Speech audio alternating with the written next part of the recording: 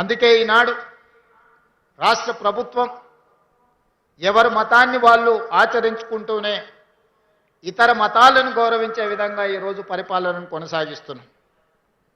నాకు నచ్చిన మతాన్ని నేను ఆచరించవచ్చు, అదే సమయంలో ఇతర మతాలను గౌరవించే వాతావరణాన్ని రాష్ట్రంలో తీసుకొచ్చినాం.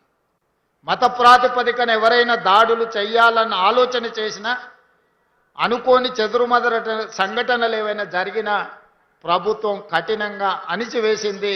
అట్లాంటి వాళ్ళ పట్ల అప్రమత్తంగా ఈరోజు మా ప్రభుత్వం వ్యవహరిస్తున్నది. తొందరలోనే శాసనసభలో హేట్రెడ్ స్పీచ్ మీద కూడా చట్టాన్ని తెస్తాం. ఇతర మతాలను కించపరిచే విధంగా ఎవరైనా మాట్లాడితే చట్ట పరిధిలో వాళ్ళని శిక్షించడానికి అవసరమైన చట్టాన్ని ఈ మధ్య కాలంలోనే కర్ణాటక రాష్ట్రంలో కాంగ్రెస్ పార్టీ శాసనసభలో ప్రవేశపెట్టి ఇతర మతాలను కించపరిచే విధంగా, ఇతర మతస్థులను తక్కువ చేసే విధంగా మాట్లాడితే శిక్షించే విధంగా చట్టాన్ని సవరించిండ్రు.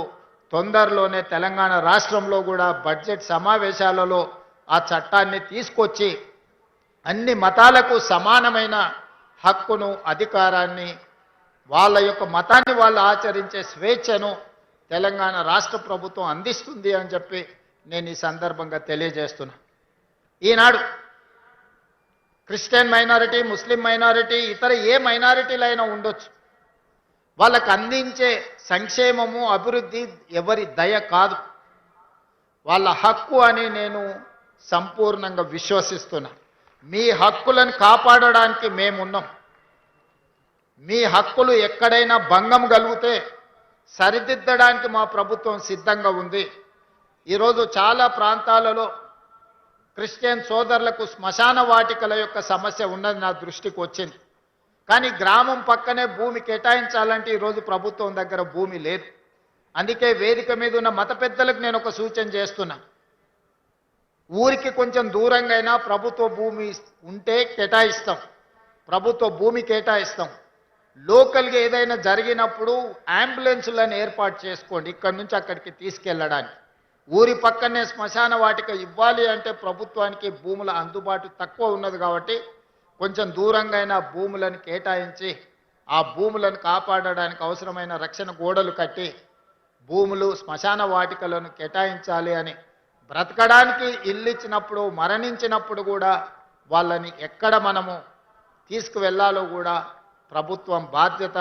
ఖచ్చితంగా శ్మశాన వాటికల సమస్యలను కూడా ముస్లిం మైనారిటీ, క్రిస్టియన్ మైనారిటీకి సంబంధించిన శ్మశాన వాటికల సమస్యల్ని పరిష్కరించి ఊరికి కొంచెం దూరమైనా సరే మీకు భూమి కేటాయించే విధంగా ప్రభుత్వం చర్యలు తీసుకుంటుంది.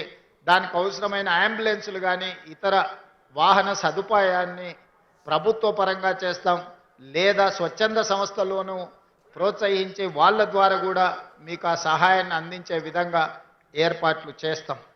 అందుకే ఈరోజు మిత్రులారా, ఈ మిరకల్ మంత్ యేసు ప్రభు యొక్క జన్మదినము మనందరికీ శాంతిని ఇవ్వడమే కాకుండా ప్రేమను పంచాలి అనే ఒక గొప్ప సందేశాన్ని అందించిండ్రు.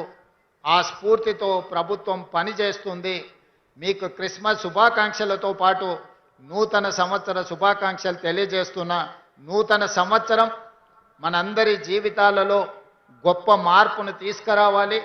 మన రాష్ట్రం అభివృద్ధి పదం వైపు నడవాలి. తెలంగాణ రైజింగ్ దేశానికే ఒక రోల్ మోడల్ కావాలి. ఈ తెలంగాణ మోడల్తోని దేశంలోనే తెలంగాణ రాష్ట్రం ప్రథమ స్థానంలో ఉండాలి.